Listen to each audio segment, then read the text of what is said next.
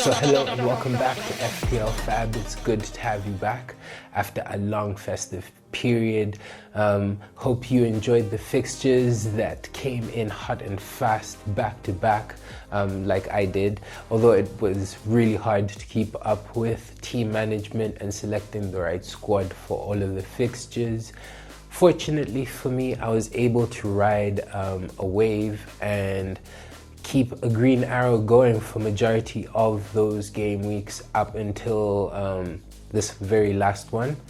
So a recap on the game weeks. From game week 18, I ended up getting 65 points, which was 21 points above the average, which was 44.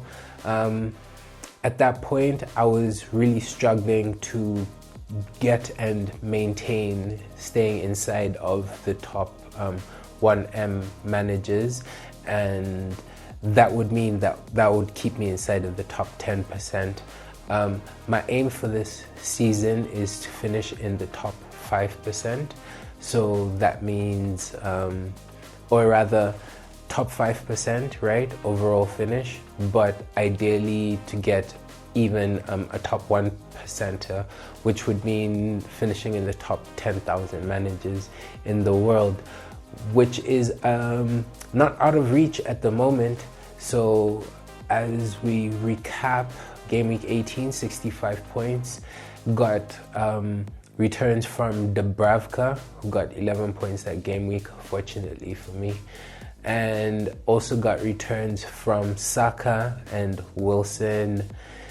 And that game week I ended up captaining Ekitike, who ended up getting 5 points. So as captain, he gave me 10 points. Haaland that week ended up blanking, so fortunately for me, was a good pick.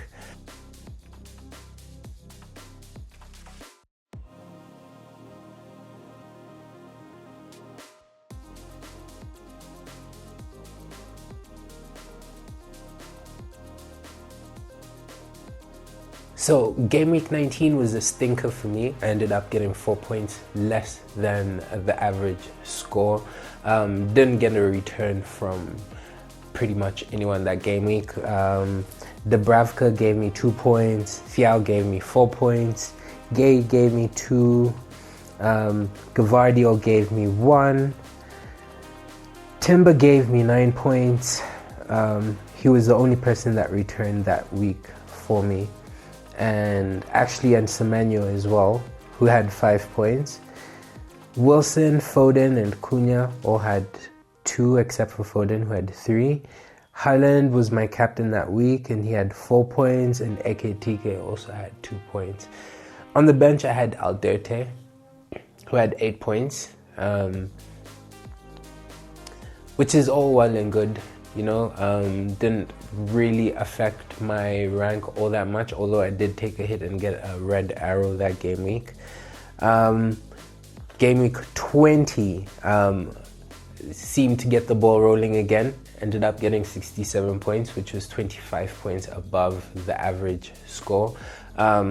This game week I got a return from Pope, who got a clean sheet.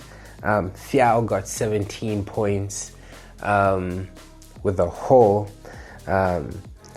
Gavardio got injured this game week, and he only scored 1 point. Alderte, I played him this week, and he only gave me 1 point. Timber got 3 points.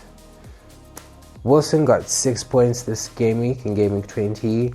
Semenyo got 1. Foden got 2. Cunha got 9. And I was really fortunate this game week because Haaland was my captain, and I had also started Ekitike. Rice was on the bench, but fortunately as the game week started, Ekitike, or not fortunately, just fortunate for my FPL team, there was news that came out that Ekitike was injured and wouldn't be taking part in that game week, so I managed to get Rice's 17 points off the bench, which was a huge boost and gave me a huge green arrow as well. Then the most previous game week 21, ended up getting 48 points, which was bang on spot with the average points being 48 points. The game week was pretty decent. Got returns from Gahi with a clean sheet and Wilson, who scored the goal for Fulham. Semenyo got 6 points in his last appearance for Bournemouth prior to joining Manchester City. And Haaland, who was my captain, gave me 12 points because he had a goal and ended up with 6 points, and as he was my captain, ended up getting 12 points for him. Timber also gave me a clean sheet with 6 points. And yeah, I mean, I was expecting a bit more that game week, but it's alright because again the turnover was so quick, and for this final game week I had actually missed the deadline, so I was fortunate enough to be able to field a squad and get those points.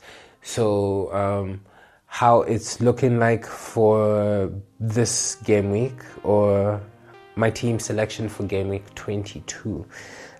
So up until this point I had rolled to 3 free transfers, and I ended up using 2 of my 3 free transfers, and one of my 2 free transfers that I used was to bring in Matty Cash for the injured Gvardiol. I wasn't too sure how long it is that Gvardiol is going to be out for, and I didn't want to risk his price drop because I knew that if it is a severe injury that lots of people would be getting rid of him because of the good fixtures that Man City have coming up, and they would like to maximize on their Man City assets. So I brought in Matty Cash, who will be playing Everton at home this weekend, and in between the sticks, or my goalkeeper, I plan on starting Pope as he faces Wolves away. My other defender is going to be Thiaw of Newcastle as he plays Wolves away. Newcastle didn't have the most convincing game week in game week 21, but I'm pretty sure that it was just a bump in the road and they'll keep things going because they've been trying to figure things out with all the defensive injuries that they've had to account for. And I believe that with all these new additions in the squad, or people that haven't had a long run of experience, like Thiaw, for example, have actually hit the ground running and proved that Newcastle can be consistent. So I'm hopeful, especially now that Nick Pope is back, that Newcastle are going to continue to string clean sheets together, and if not, then Thiaw will rack up defensive contributions, is my hope. My other defender is Timber as he faces Nottingham Forest away, and my last defender is going to be Gahi as he faces Sunderland away. In the midfield, plan on playing Wilson as he plays Leeds away. Then my Manchester City spot in the midfield, I'm not so sure who I'm going to play between Foden and Semenyo. Reason being, Semenyo has had 2 returns in his 2 appearances since joining Manchester City. So I'm having a bit of a conflict. I'm just conflicted on who it is that I should start.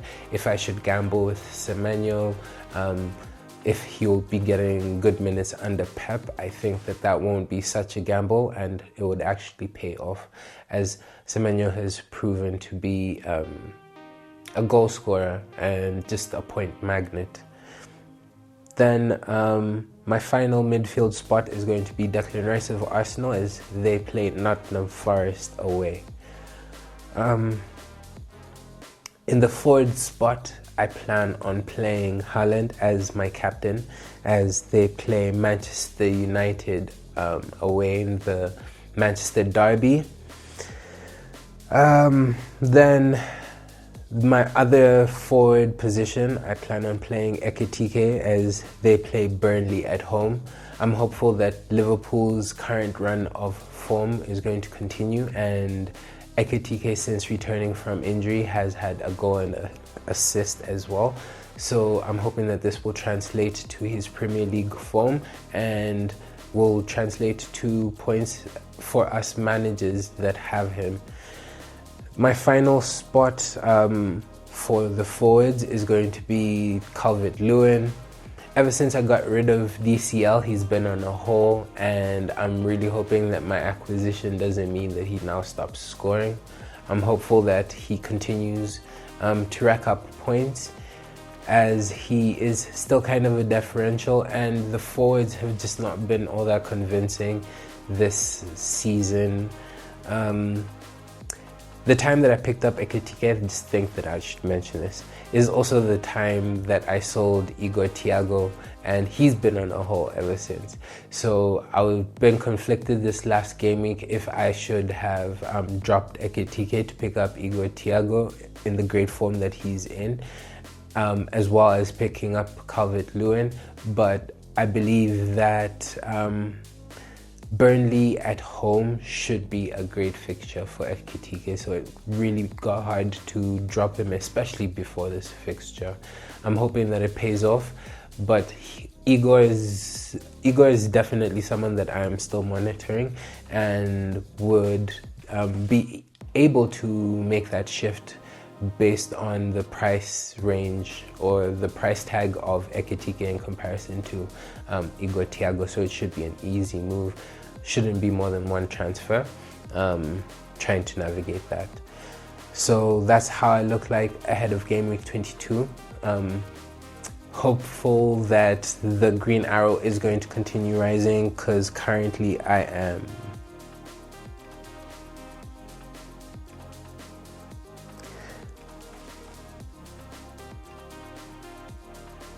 So I hope that will continue, because currently I am ranked at 506k in the world, and as I mentioned, the aim is to make it inside of the top 10k, or just to maintain this position up until the end of the season, which would mean that I'd finish in the top 5%.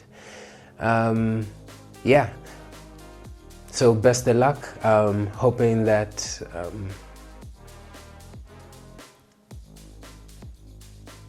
so best of luck. See you on Monday as we review this game week, and look forward to dissecting the game week and previewing how game week 23 would look like. Thanks for tuning in.